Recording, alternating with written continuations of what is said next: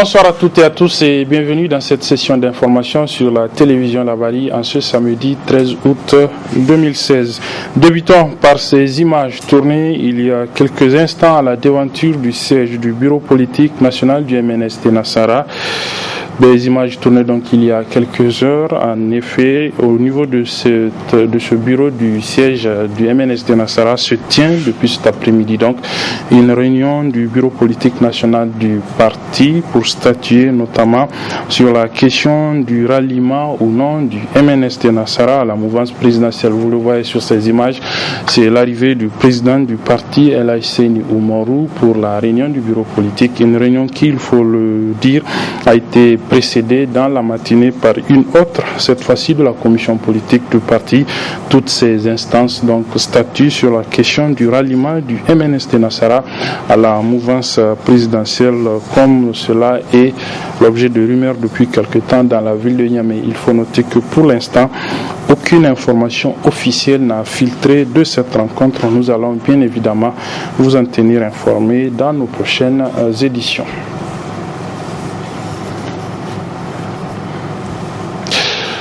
Parlons à présent de ce fait social. En effet, la construction d'une digue le long du fleuve à la rive gauche de Niamey, objet d'un litige entre l'entreprise en charge de la construction de cette digue et les propriétaires des rizières du village de Kossé, c'est dans le premier arrondissement communal de la ville de Niamey. En effet, les victimes appellent l'État à leur venir en aide afin de préserver les aires de production agricole, risicole plutôt, de cette zone. Reportage signé Sadou Doumi et Michel Deji. Étendue sur une surface de plusieurs hectares selon leurs propriétaires coutumiers, c'est le désarroi pour les populations riveraines du fleuve dans sa partie Kossé qui voit sous leurs yeux impuissants depuis quelques jours leur rizière envahie par des bulldozers d'une entreprise de la place à laquelle la construction de la digue gauche du fleuve a été confiée. On a combiné avec les gars du génie rural, ce n'était pas respecté. Ils nous ont dit qu'ils vont prendre 3 mètres 50 de large pour faire un digue de Goudel jusqu'à Tondibia. Et à ma grande surprise, je vois que tout ce qu'on a semé comme riz a été rasé et on a fait de ça une carrière. Mais une carrière, vous ne pouvez pas prendre. Les gens, ils ont commencé à s'aimer et vous venez avec des engins, des gros engins comme ça, vous chamboulez tout sans pour autant dire à qui que ce soit, comme si c'était un propriétaire qui vous appartient. Ça, c'est pas légal. L'État n'a jamais dit ça. On nous a tout détruit. On ne comprend rien du tout. Hein? Les gars du génie rural qui sont venus, le directeur du génie rural en personne a fait le déplacement. Et moi, je lui ai dit, je ne suis pas d'accord avec son système. Il m'a assuré qu'ils vont prendre 3 mètres et que c'est avec de la latérite qu'ils vont faire les berges. Moi, maintenant, à ma grande surprise, c'est les terres des rizières qu'ils ont enlevées pour faire leur digue. Regardez l'épaisseur de la route, la longueur, la largeur de la route. Plus de 6 mètres de large. Et ils ont fait leur digue avec plus de 10 mètres. Hein? Mais c'est quoi cette affaire-là? D'intérêt public, certes, en sont ces travaux, mais que les propriétaires de ces rizières refusent de cautionner s'ils doivent mettre en péril leur terre. Que je rentre de mes doigts. Même s'il faut que j'aille à la justice avec ce monsieur-là, je vais aller à la justice. Je vais demander que justice me soit rendue. Si tu protèges et que tu détruis pour protéger, à quoi ça sert? Il y a comme, tu vois le village là, ils vivent que des rizières ici.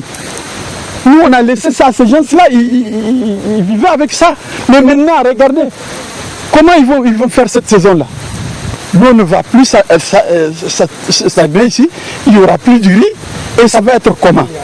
Au vu de la gravité de ce qui se passe sur le terrain, les propriétaires de ces rizières appellent les autorités régionales à penser à une réparation de l'injustice dont ils affirment être victimes si cette entreprise de TP continue à faire des cavages dans ces rizières qui constituent la principale source de revenus de leur ménage. Voilà Michel, il faut ajouter que selon toujours les propriétaires de ces rizières, les responsables du génie rural de la région de Niamey ont été contactés depuis ce matin et sans succès. Ils ont été contactés en effet pour venir constater la situation dans laquelle cette entreprise met dans leur rizière. Le journaliste écrivain nigérien Sedik Abba, basé à Paris en France, vous le savez, depuis quelque temps, se dit victime de harcèlement de la part des autorités de la 7e République. Il dit en effet entre autres être suivi dans ses communications via le net mais aussi par le téléphone. Il a déjà tenu à informer les responsables des structures de défense des journalistes, notamment Reporters sans frontières. Et bien Sedik Abba a décidé d'aller à une vitesse supérieure en écrivant personnellement au président de la République, chef de l'État Issoufou Mahamadou, pour le tenir informé de cette situation.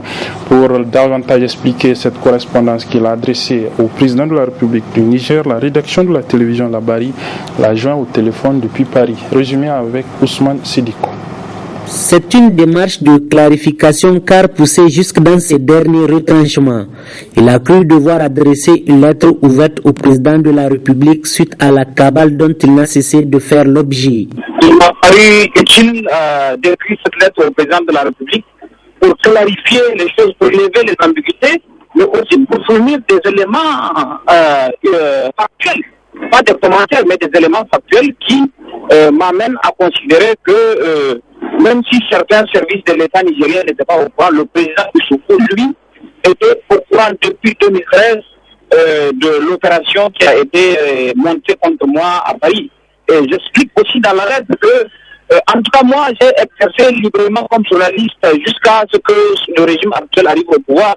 Et c'est en 2013 seulement que cette opération a commencé. Et pour l'instant, en dehors de mon départ de Jeune Afrique, je ne vois pas quel autre effet elle a eu, sinon des comportements clandestins, les écoutes de mon téléphone, la surveillance de mes communications électroniques et même d'ailleurs l'interception de mon courrier postal qui a été opéré il n'y a pas si longtemps. L'homme pourtant sous d'autres cieux aurait pu se voir déballer le tapis rouge, servir aussi de modèle et être traité avec autant d'honneur.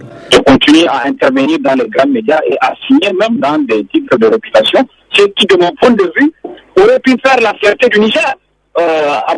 Pour moi, quand on dit qu'un Nigérien a atteint le niveau professionnel que j'ai eu, ça peut faire la fierté du Niger et ça doit faire la fierté des Nigériens plutôt que de s'associer dans une démarche dont le seul intérêt n'est ni la sécurité de la France, ni la sécurité du Niger, mais le seul intérêt est de nuire à Sedik Abba et d'empêcher son épanouissement professionnel. Je trouve que c'est quand même une démarche absolument pitoyable. Des interrogations dans sa lettre auxquelles il attend que lui soient fournies des explications claires. J'attends maintenant que des réponses soient apportées aux questions que j'ai posées dans la lettre. Il y a les faits que j'évoque, mais il y a des questions très précises que je pose, notamment l'intérêt du Niger à s'associer à une opération qui vise un de ses ressortissants.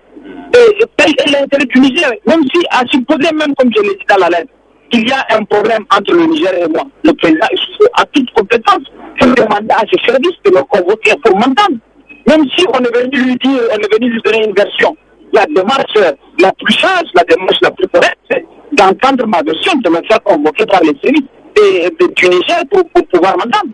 Sedik Abba, journaliste et écrivain de renommée internationale, aussi bien sollicité sur les grandes chaînes internationales que dans les grands journaux.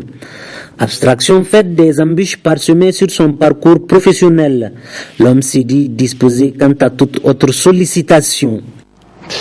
Voilà, revenons à présent sur la déclaration rendue publique hier par le SAMAN, le syndicat autonome des magistrats du Niger, une déclaration dans laquelle le syndicat a entre autres dénoncé les violations des dispositions qui régissent le fonctionnement du Conseil supérieur de la magistrature qui s'est récemment tenu et à l'issue duquel des mouvements de magistrats ont été faits. Le syndicat a donc dénoncé les violations de la loi qui régit le fonctionnement de ce Conseil supérieur de la magistrature. Je propose de suivre le résumé de cette déclaration avec nos reporters Halid Bourema et Hassan Saleh Mustafa. C'est une sortie médiatique dans laquelle le syndicat autonome des magistrats du Niger Saman s'indigne face à l'immixtion du pouvoir exécutif dans les affaires du pouvoir judiciaire. Depuis l'ouverture d'une brèche au profit des pouvoirs exécutifs et législatifs dans sa composition et la mise à l'écart des responsables syndicaux du secteur, avec l'institution d'une interdiction de cumul de mandat syndical avec celui de membres élus du CSM par la loi numéro 2011-24 du 25 octobre 2011 fixant la composition et le fonctionnement du Conseil supérieur de la magistrature, des irrégularités et des situations inédites sont de plus en plus enregistrées à chaque session du CSM. Au rang d'abord des situations inédites, on note de façon récurrente la circulation dans la rue du projet des affectations des magistrats des semaines, voire de mois, avant la tenue des assises du CSM, au mépris du secret et de la discrétion devant caractériser de tels événements. La remise en cause, par voie de conséquence, du travail technique préalable du secrétaire permanent du CSM du fait des interventions de tout genre. C'est pourquoi le SAMAN rappelle le régime en place à l'ordre.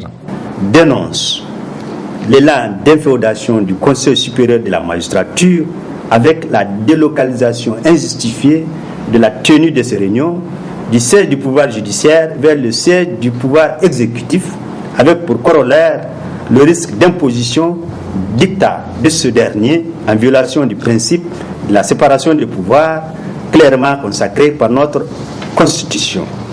Dénonce la tendance saisissante d'un détournement des affectations des magistrats en un moyen ou instrument d'intimidation et ou de sanctions déguisées en violation des attributions statutaires des organes habilités.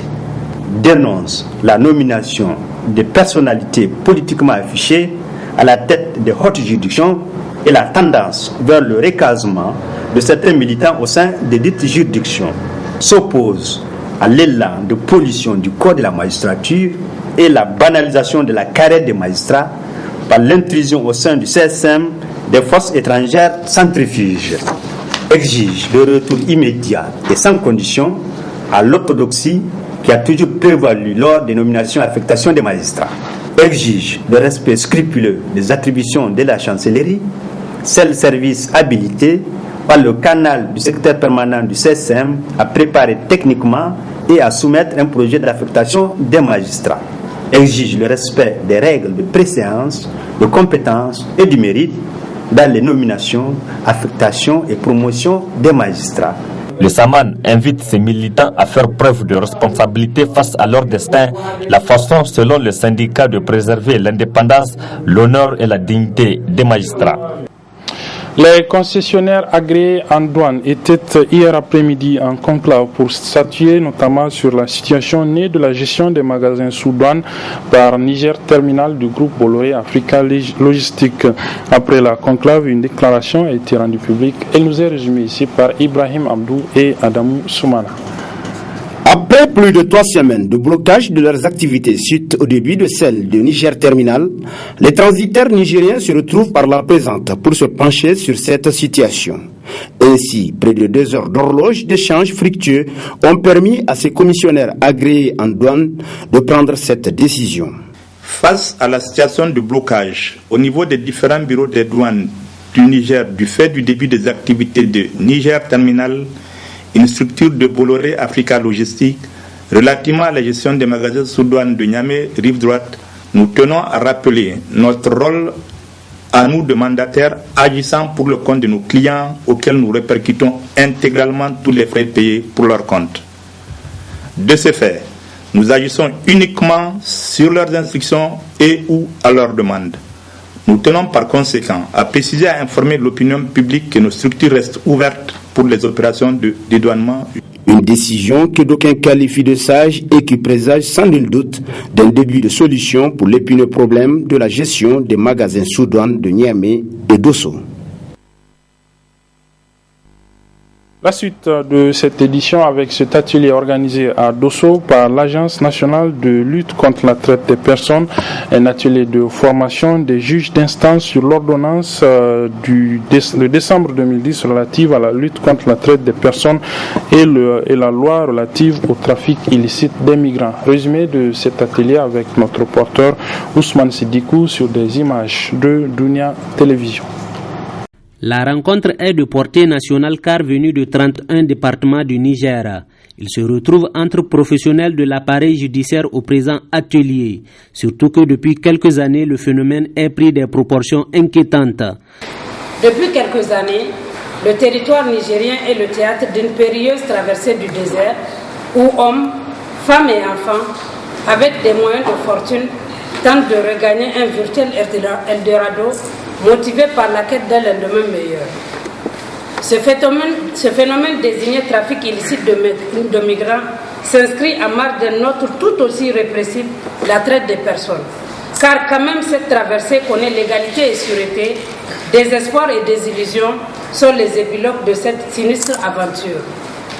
Si ces faits sont d'un constat aisé, les déshumanisantes pratiques qui constituent la traite des personnes et le trafic illicite de migrants a vu de beaux jours pour des raisons au nombre desquelles nous pouvons citer la vulnérabilité des populations, l'extrême ignorance, l'inadaptation voire l'insuffisance des textes. Un important défi d'où ce renforcement des capacités des magistrats sur les nouveaux instruments juridiques qui s'avèrent nécessaires voire indispensables. Face à un tel danger, pour notre moralité et nos valeurs communes, et dans l'optique de mettre nos couches vulnérables à l'abri de ces dangers, depuis 2010, l'État du Niger a ménagé aucun effort pour internaliser l'ensemble des instruments juridiques réprimant ces deux fléaux.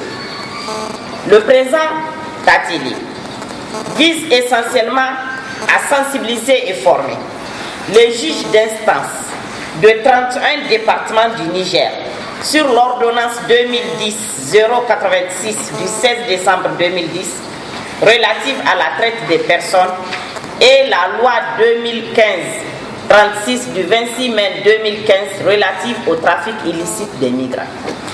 En effet, s'il n'est pas contesté que la lutte contre la traite des personnes implique une prise en charge effective des victimes, sans distinction d'âge, de nationalité ou de sexe, la réponse la plus appropriée consiste à traquer les criminels et les traduire devant les juridictions compétentes avec une farouche détermination.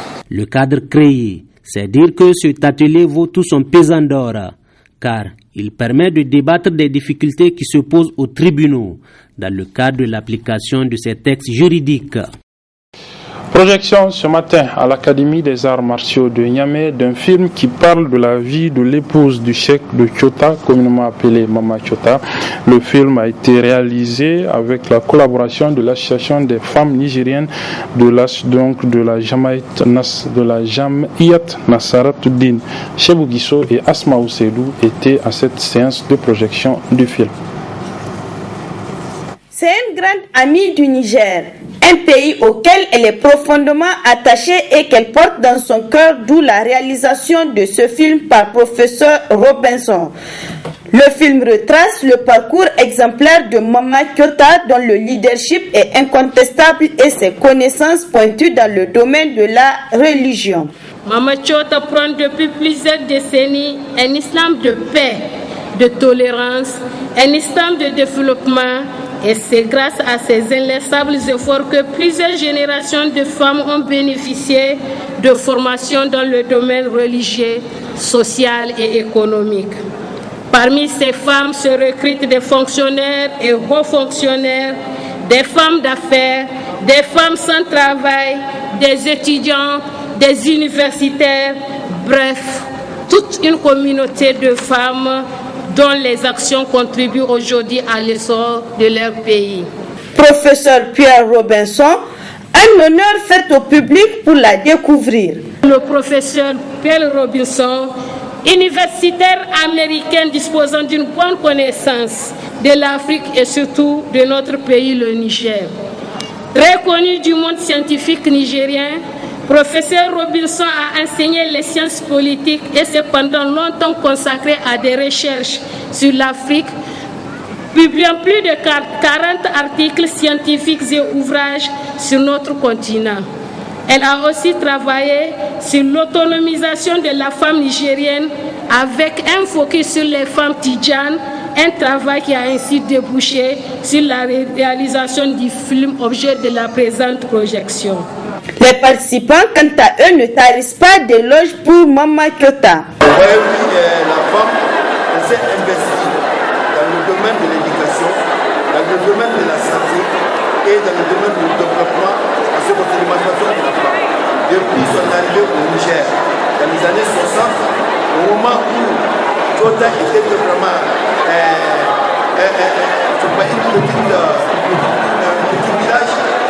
hameau, à le jour aujourd'hui, la femme a pu vraiment développer certaines qualités et surtout a pu émanciper la femme au niveau du Kyoto et surtout dans le pays.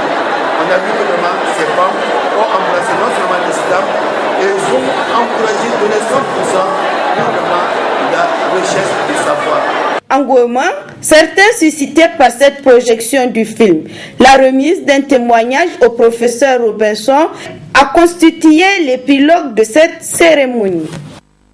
Du sport pour refermer cette édition avec le coup d'envoi cet après-midi de la Coupe nationale de rugby à 7. C'est une nouvelle formule de compétition initiée par la fédération en charge, la Fédération nationale de la discipline. 7 clubs de la ville de Niamey sont à liste pour cette coupe, comme nous rapportent Soumel Abdoulaye et Ibrahim Abdou Tikiri. Il s'agit d'une nouvelle compétition initiée par la Fédération nigérienne de rugby, la Coupe nationale de rugby à 7, qui a enregistré la participation de 5 clubs de Niamey. Une faible participation qui s'explique pour des raisons financières selon les responsables de la FENI Rugby. Cette année, nous l'avons organisé dans le mois d'août, afin que ça produise dans le même cadre que les Jeux Olympiques où nous avons vu l'arrivée, l'intégration du rugby version A7. Nous n'avons pas pu faire venir les clubs de l'intérieur à cause des difficultés financières que nous rencontrons, mais ça sera une partie remise parce que nous savons qu'il y aura le championnat national de rugby à 15 qui se déroulera incessamment dans le mois prochain, dans le mois de novembre, pour s'étaler jusqu'en juin prochain, Inch'Allah. Le rugby à 7 est donc une nouvelle formule de tournoi complètement différente du rugby à 15 ans. Le rugby à 7, c'est une nouvelle formule qui arrive. Et pour nous, ce n'est pas étranger, puisque déjà le Niger a été champion d'Afrique de rugby à 7 en 2012 et vice-champion en 2014. Et cette année, nous avons fini 4e alors de la Coupe d'Afrique à Lomé. Mais quand même, c'est une discipline qui s'ancre de plus en plus au niveau des joueurs. Nous arrivons à faire vivre, à faire connaître cette discipline, cette variante du rugby au niveau des rugbymen qui sont là. La différence, elle est vraiment grande, parce que d'ailleurs, au niveau des chiffres, le rugby à 7, ce n'est que 7 joueurs sur un terrain normal, et le rugby à 15 sont 15 sur un terrain normal. 1, c'est l'effectif. 2, le temps, où nous aurons un temps de 7 minutes, 2 fois 7 minutes sur un terrain normal. Et de l'autre côté, c'est 2 fois 40 minutes avec 15 joueurs sur un terrain normal. La fin de la Coupe nationale de rugby à 7 interviendra le week-end prochain sur le terrain du complexe sportif Alio Nahanti de l'université Abdoulaye Diofo de Niamey. Voilà, c'est la fin de cette édition, mesdames, messieurs. Merci de l'avoir suivi. Les programmes se poursuivent sur la télévision Labari. Au revoir.